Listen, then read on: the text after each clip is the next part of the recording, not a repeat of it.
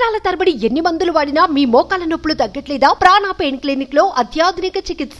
ఏం కష్టం వచ్చిందో, ఎంత మదన పడ్డారు. జీవితంపై అయితే విరక్తి చెందారు. ఈ లోకాన్ని వదిలి వెళ్లిపోవాలనుకున్నారు. చనిపోవాలని నిర్ణయించుకున్న తర్వాత రైల్వే స్టేషన్ కు చేరుకున్నారు. చెయ్యి పట్టుకుంటూ కాస్త దూరం నడిచారు.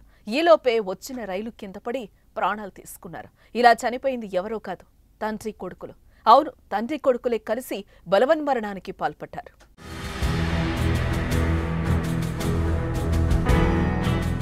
ప్రేమలో విపులం చెందిన ప్రేమికులు బలవంతంగా చనిపోవడం విన్నాం. కుటుంబ కలహాల నేపథ్యంలో దంపతులు ఆత్మహత్యలకు పాల్పడిన సంఘటనలు కూడా చూశాం.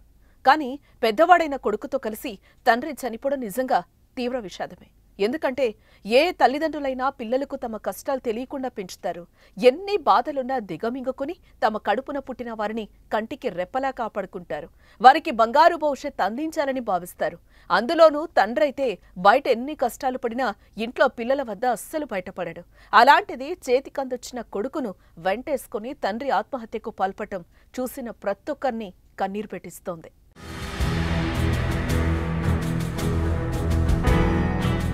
భయందర్ రైల్వే స్టేషన్లో సోమవారం ఉదయం జరిగిన ఈ ఘటన ఆలస్యంగా వెలుగులోకి వచ్చింది. రైల్వే స్టేషన్లో సీసీ కెమెరాల్లో ఈ ఘటనకు సంబంధించిన దృశ్యాలైతే రికార్డయ్యాయి.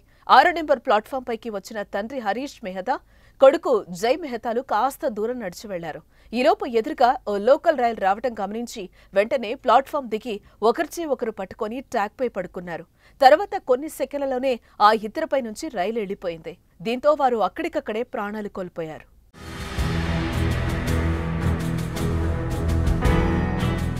అసలు తండ్రి కొడుకులు చనిపోవడానికి కారణమేంటి? వారికి అంత కష్టం ఎందుకు వచ్చింది? కలిసి చనిపోవాలని ఎందుకు భావించారు అనే ప్రశ్నలకు మాత్రం జవాబు దొరకాల్సిందే. ఈ ఘటనపై పోలీసులు కేసు నమోదు చేసి దర్యాప్తు చేస్తున్నారు.